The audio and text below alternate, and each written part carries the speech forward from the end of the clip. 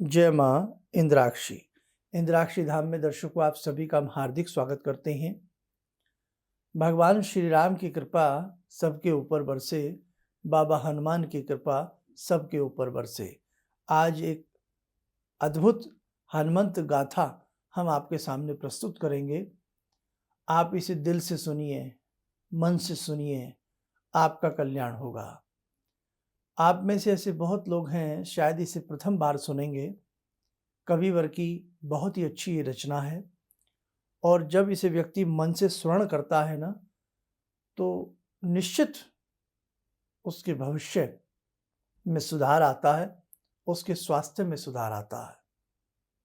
हनुमान जी की कृपा हर घर में पहुँचे, हनुमान जी की कृपा से आपका आयुष्य बढ़े, आप स्वस्थ हों, आपके बच्चे निरोगी रहें, स्वस्थ हों, आपका आयुष्य बढ़े, पूरे विश्व में शांति का माहौल व्याप्त हो, इसी कामना हेतु आज की यह हनुमंत गाथा हम अभी प्रारंभ करने वाले हैं।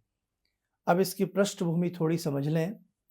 ये उस समय की बात है कि भगवान की लीलाएं तो अपरंपार होती हैं और भगवान की सारी लीलाएं पहले से ही सुनिश्चित होती हैं, है ना। हम लोग नहीं जान पाते, हम तो अज्ञानी हैं, अज्ञानी ही रहेंगे। भगवान की सारी बातें पहले से ही, बहुत पहले से ही सुनिश्चित हो जाती हैं, वर्षों पूर्व सुनिश्चित हो जाती हैं। देवताओं को पता था कि विष्णु जी धरा पर अवतार लेंगे। विष्णु जी किसके रूप में? भगवान राम के रूप में।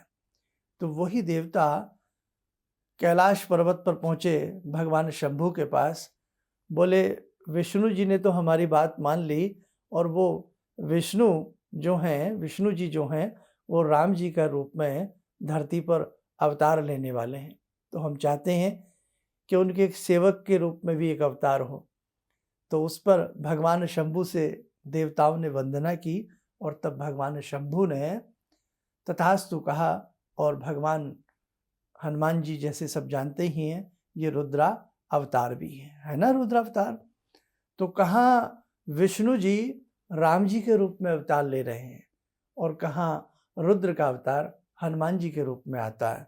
हालांकि रामायण जी में सभी जानते हैं 7 कांड हैं, उसमें किष्किंधा जो कांड है वहाँ से हनुमान जी का प्रादुर्भाव होता है, यानी कि वहाँ से उनकी बातें प्रारंभ हो जाती हैं। ये जो हम पढ़ेंगे इसमें कैसे भगवान शिव से देवताओं ने प्रार्थना की और भगवान शिव ने उन्हें वरदान दिया और कैसे कैसे वो बालक हनुमान जी जन्मे और कैसे कैसे हनुमान जी ने सूर्य को भी लीला, राहु की लीला को भी निष्फल कर दिया, इंद्र के वज्र के प्रहार को भी हनु पर मारा था ना उनकी ठोड़ी पर, उसको भी उन्होंने विफल कैसे किया और कैसे हनुमान जी ने किनसे दीक्षा प्राप्त की? सूर्य से। सूर्य को ही लीला और सूर्य से ही दीक्षा हनुमान जी ने प्राप्त की। ये दोहात्मक रूप में है, दोहे के रूप में है। बस अच्छे मन से इसे समझ लेना, हनुमान जी बेड़ा पार अवश्य करेंगे। बोलिए राजा राम जी महाराज की जय, हनुमान जी महाराज की जय। अब आइए हम हनुमत गाथा प्रारंभ करते हैं। आप हनुमान जी में अपने चित्त को लगाएं। श्री हनुमत गाथा। इस गाथा के रचयिता पंडित श्री राम जी पांडे BA काव्य रत्न है। बहुत ही सुंदर रचना है उनकी, आप सुने। देववाणी मन हमारे जल रहे संताप में, आज दोनों हों प्रतिष्ठित हों समाहित आप में। लेखनी लिपिबद्ध कर दें आपके यश गान को, शांति पाऊं शांति दूत प्रत्येक मन को कान को। अब सुने। एक दिन ब्रह्मा आदि पहुंचे शंभु के कैलाश पर, शंभु ध्यानारूढ़ थे चैतन्य के आकाश पर। वेद मंत्रों से सभी वे प्रार्थना करने लगे, शब्द से आकाश के भी कान को भरने लगे। कैलाश पर्वत पर जहाँ भगवान शिव ध्यान में थे, वहाँ सभी ब्रह्मा आदि देवता पहुंचे और उनसे प्रार्थना करने लगे। पुनः सुने।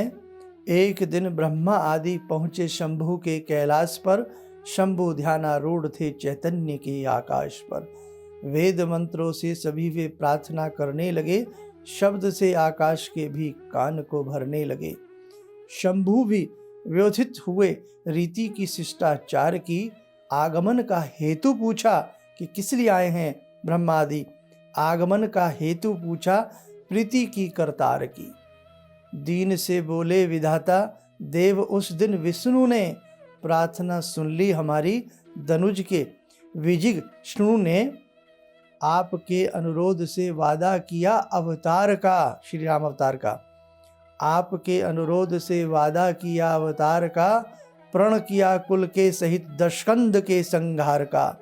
हम निजी अज्ञान से फिर भी प्रभो भयभीत हैं, दिखते हैं लक्षण सभी अनुमान से विपरीत हैं।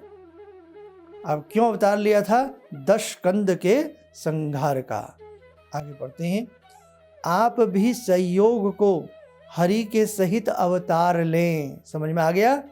आप भी सहयोग को हरि के सहित अवतार लें, धर्म के उद्धार के अधिकार का कुछ भार लें। शैलजा संकोच में थी शंभु की मुस्कान से, देवतागण देखते थे यह सभी हैरान से। पार्वती जी, भगवान शिव जब मुस्कुराए तो पार्वती भी हैरान थी और देवतागण भी हैरान थे। अब मैं इसके आगे अर्थ विवेचन कम करूंगा, नहीं तो समय बहुत लग जाएगा। कृपया हनुमान जी का ध्यान करें, हमें उम्मीद है आपको सब सहज समझ में आ जाएगा। दोबारा से ही पद पढ़ते हुए आगे बढ़ते हैं। आपके अनुरोध से वादा किया अवतार का, प्रण किया कुल के सहित दशकंद के संहार का। हम निजी अज्ञान से फिर भी प्रभो भयभीत हैं, दिखते लक्षण सभी अनुमान से विपरीत हैं। आप भी सहयोग को हरि के सहित अवतार लें, धर्म के उद्धार के अधिकार का कुछ भार लें। शैलजा संकोच में थी शंभु की मुस्कान से, देवतागण देखते थे यह सभी हैरान से। मन उमा का ताड़ कर जगदीश ने उत्तर दिया, देवगण ब्रह्मा उमा सबको प्रफुल्लित किया। विष्णु सेवक भूमि का निर्वाह की है कामना, यानी कि आप विष्णु जी का सेवक हमसे चाह रहे हैं, यह आपकी कामना है। विष्णु सेवक भूमि का निर्वाह की है कामना, पार्वती को साथ लेने की नहीं संभावना। अस्तु अपना अंश ही मैं दे सकूंगा आपको, अर्थात रुद्रावतार भगवान हनुमान शिव जी कह रहे हैं। अस्तु अपना अंश ही मैं दे सकूंगा आपको, जो अल भू पाप दानव वंश के संताप को। पार्वती सूक्ष्मांश रूपा शक्ति भूता पास में, सन्निहित निर्दोषी होंगी वीर राघव दास में। देवगण ब्रह्मा सहित कृतकृत्य होकर चल पड़े, शिव शिवानी नेत हरि की याद करते ढल पड़े। शंभु ने इसके लिए अपनी अपेक्षित आयु को, कार्य को अनुमान कर रोका तपन को वायु को। देव ने निर्देश अति संक्षेप से संकेत से, दी विदाई प्रेम से अवगत करा अभिप्रेत से। आप हों संलग्न तप में शैलजा के साथ में, व्यापनी ऊर्जा समेटी शीघ्र अपने हाथ में।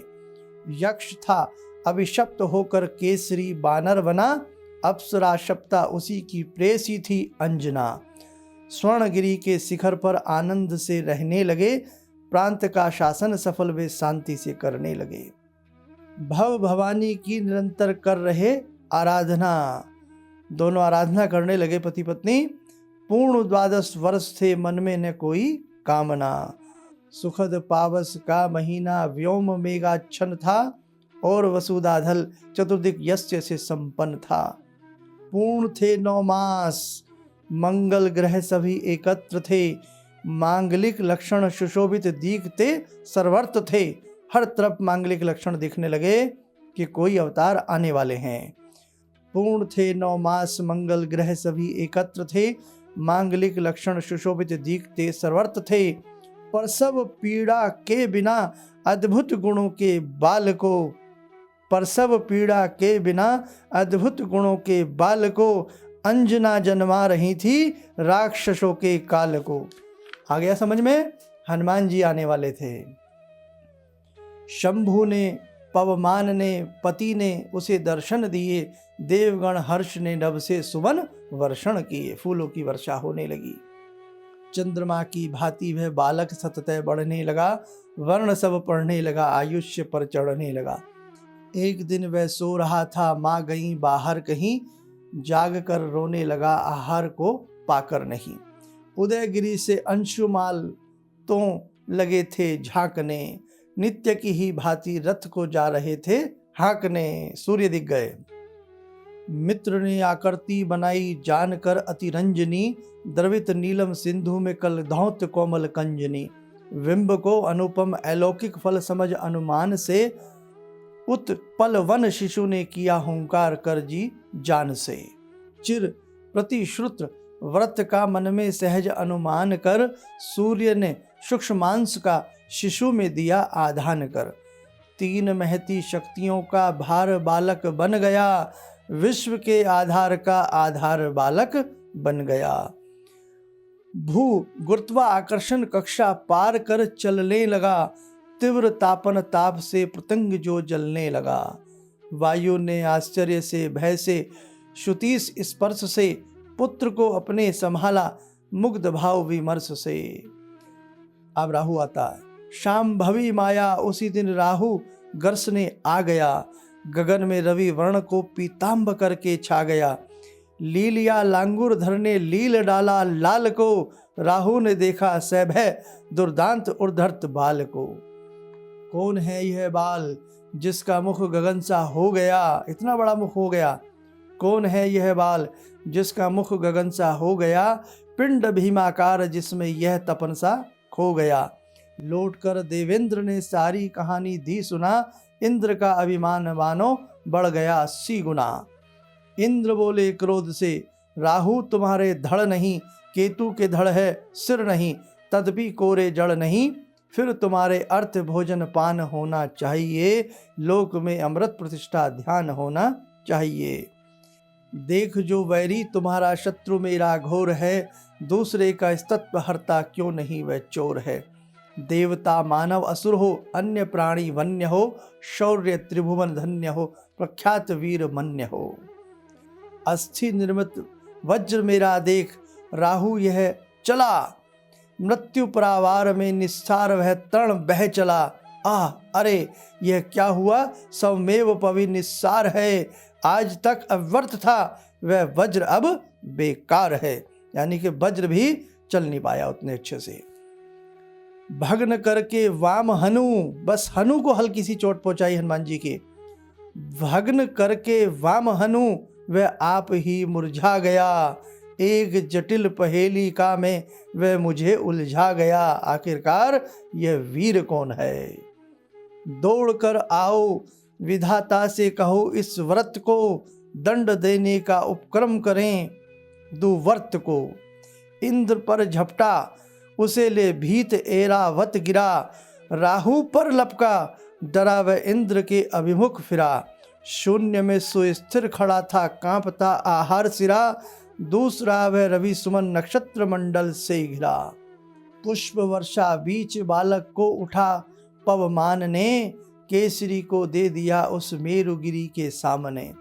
वायु के उपचार से वह बाल संज्ञा प्राप्त था, यद्यपि इस हित अंजना का शीर ही पर्याप्त था। वायु फिर भी शुद्ध थे सूर्य इंद्र के व्यवहार से, या अलौकिक व्रत के माया बहुल व्यापार से। रोक ली क्षण भर में उन्होंने शक्ति निज संजीवनी, रवि सहित भी सृष्टि निर्व्यवहार हो अंधी बनी। भानु भी अत्यंत लघु शिशु के अपरिमित तेज से, हो गए हतबुद्धि से निष्प्राण से निस्तेज से। देवगण ने आ वहाँ पूछा सकल वृत्तांत को, देवता आ गए भाई क्या हुआ। देवगण ने आ पूछा सकल वृत्तांत को, कर दिया संकेत रवि ने काष्ठ मोन्य कृतांत को। सूर्य बतलाने लगे जब आ गए कुछ होश में, बाल था या काल था मुख व्याप्त अगणित क्रोश में। सूक्ष्म वपुधारी पवन से गुप्त था रक्षित हुआ, लक्षणों से शुंभ से बल प्राप्त सा लक्षित हुआ। वे सभी आए जहाँ थी स्वर्णगिरी की वह गुफा, आवरण घनतम बना था, छा रही हिम की कुहा। उन मना थे केसरी, थी अंजना अवनत मुखी। शांत मुद्रा शिव किए थे, वायु भी थी अति दुखी। प्रेम उदिता पर पार्वती, परिणाम को पहचान कर। अर भय की आगम्य माना, कीर्ति का अनुमान कर। देवगण थे बोलते वरदान की वचनावली, सार गर्भित शब्द में अनुरागम्य रचनावली। शक्तियां अपनी उसे दे दी सर्वदा, सर्वदेवों ने तभी। सभी ने खुश होकर अपनी अपनी शक्तियां हनुमान जी को दी। शक्तियां अपनी उसे दी सर्वदेवों ने तभी, काम आएंगी किसी दिन राम जी के वे सभी। क्या बात है।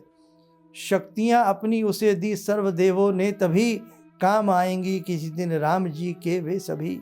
सर्वदा संसार की दावाग्नि में संतप्त को, शांति देंगी त्राण जीव विषाशक्त को। सूर्य ने विद्या विनय में अन्यतम शिशु को किया, इंद्र ने अमृतत्व का वरदान बालक को दिया। वरुण ने अवगाहिता दी, अग्नि ने निर्दाहता। ईश ने दी ईशिता, गति वायु ने अव्याहता। यक्षपति ने संपदा दी, शैलजा ने भक्ति दी। वेद ने प्रागलभ्य, यम ने पाश मोचन शक्ति दी। साथ ही की देवगण ने घोषणा वरदान की, तुष्टिप्रद होगी हमें आराधना हनुमान की। देव दानव यक्ष किन्नर नाग या गंधर्व में, मर्त्य मानव सिद्ध प्रेत पिशाचर निशिचर सर्व में। पशु विहग चर अचर तीनों काल, त्रिभुवन में कहीं। केसरी सुत के यथा हरि भक्त हो सकता नहीं। अंतिम पद फिर सुने। देव दानव यक्ष किन्नर नाग या गंधर्व में, मर्त्य मानव सिद्ध प्रेत पिशाच निशिचर सर्व में। पशु विहग चर अचर तीनों काल, त्रिभुवन में कहीं। केसरी सुत के यथा हरि भक्त हो सकता नहीं। अंजना सुर नर सभी की पूज्य जननी वंद्य है। आज से तब किम पुरुष की जाति सृष्टि अनिध्य है। धन्य है वह दक्षिणापत भूमि, जिसमें जात हो कौन भारत में कहे। त्रिलोक्य में है प्रभु आप विख्यात हो। जय श्री राम। ये बहुत अद्भुत रचना है। आपको करीब करीब जैसा हमने कहा समझ में आया होगा, लेकिन संपूर्ण यहाँ समझा पाना एक आज का ये अंक बहुत बड़ा हो जाता। थोड़े में ही मेरे साधकों, मेरे दर्शकों, आप ज़्यादा समझना, और मुझे पूर्ण विश्वास है कि हनुमान जी की कृपा इसे एक दो बार कभी कभी सुन लिया करें, आपको ज़रूर मिलेगी। और जैसे कि आज मंगलवार भी है, भगवान सभी के कार्य संपन्न करें, सभी को भगवान अपना आशीर्वाद प्रदान करें। हम तो प्रभु से यही चाहते हैं। और कल बुधवार है, कल स्तुति नहीं दे पाएंगे। परसों बृहस्पतिवार है, तो बृहस्पतिवार के दिन अधिक से अधिक संख्या में शाम को 7 बजे आप प्रभु भक्ति से जुड़ना ना भूलें। जय श्री राम, जय हनुमान। हमारे विभिन्न ज्ञानवर्धक कार्यक्रम देखने के लिए आप हमें अभी सब्सक्राइब करें, बेल आइकन को प्रेस करें ताकि आप देख सकें हमारा कार्यक्रम सबसे पहले। और अधिक जानकारी के लिए फेसबुक पेज को लाइक करना न भूलें।